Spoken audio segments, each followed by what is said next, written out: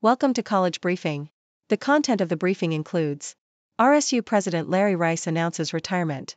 Federal officials will investigate Oklahoma school following non-binary teenager's death. College athletes would need school approval for nil deals under bill passed by Utah legislature. $4 million shortfall impacts Central State University staff spending. Weekend time schedule. RSU President Larry Rice announces retirement.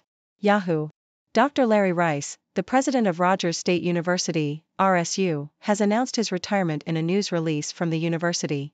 Rice has served as the president of RSU for the past 16 years, and during his time as president, the university has expanded its academic offerings, moved into Division II athletics, and seen new construction and updates within the campus infrastructure.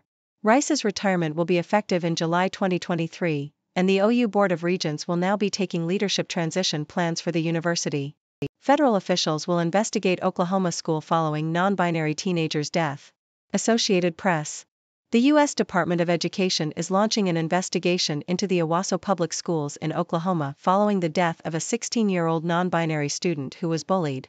Nex Benedict died a day after being involved in a fight in a girls' bathroom at Owasso High School.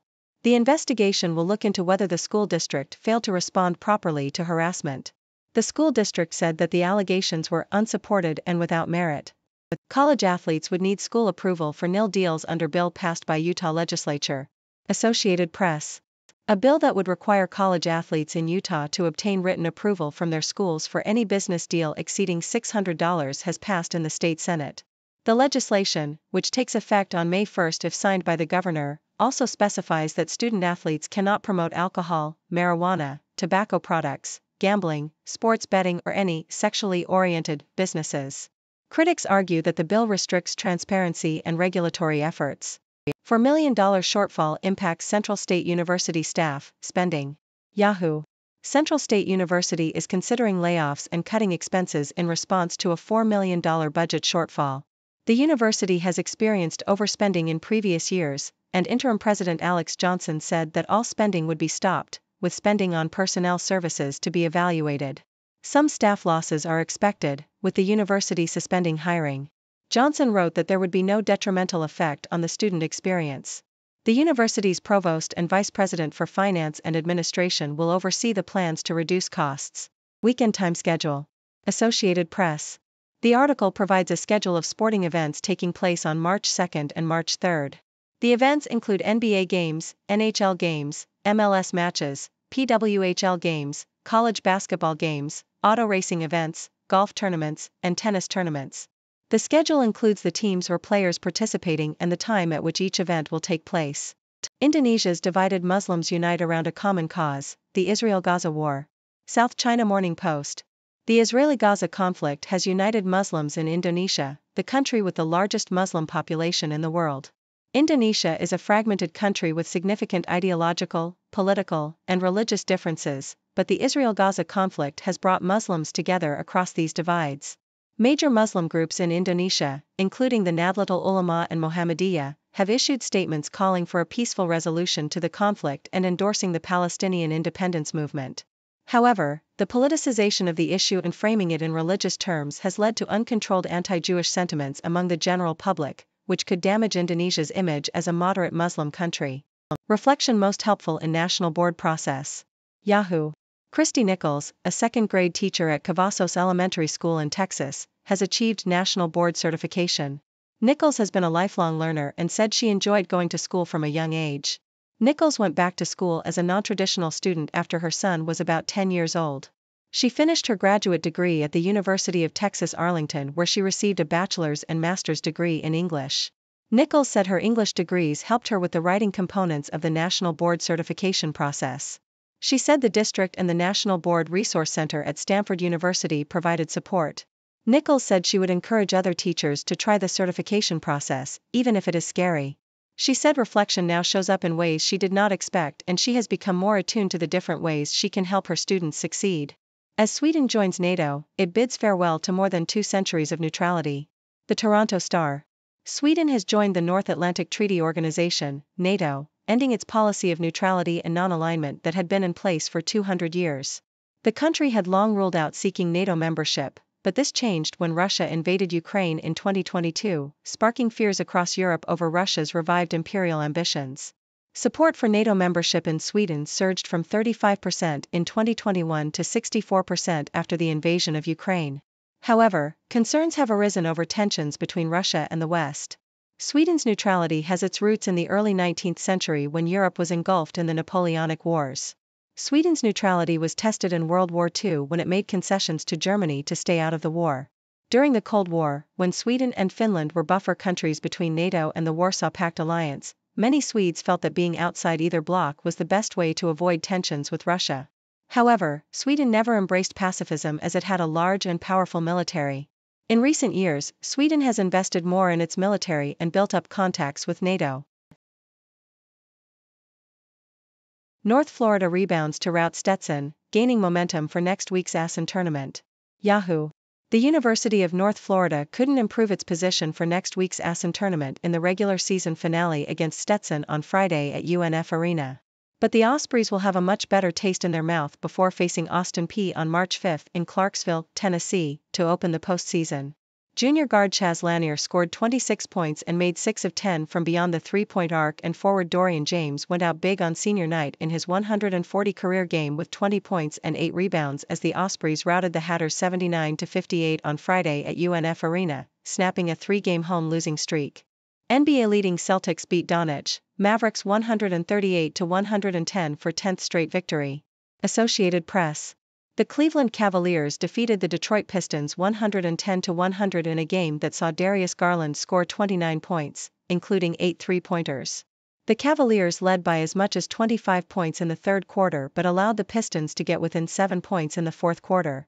Despite missing key players Donovan Mitchell and Karis LeVert, the Cavaliers improved their record to 39-20. In another game, the Philadelphia 76ers beat the Charlotte Hornets 121-114 with Tyrese Maxey scoring 33 points and Tobias Harris contributing 31 points and 12 rebounds. The 76ers are still vying for a top 4 seed in the Eastern Conference as they await the return of MVP Joel Embiid.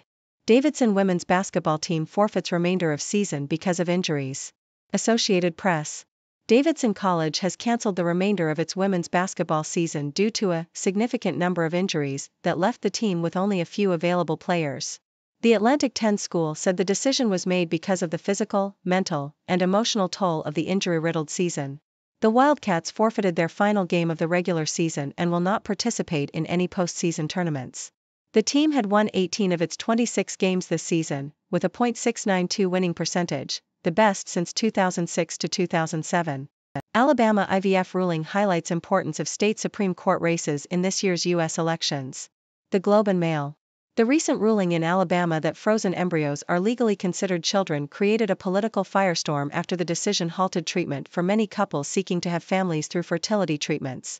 It also has turned the spotlight on the importance of institutions that are poised to play a central in this year's elections, state Supreme Courts.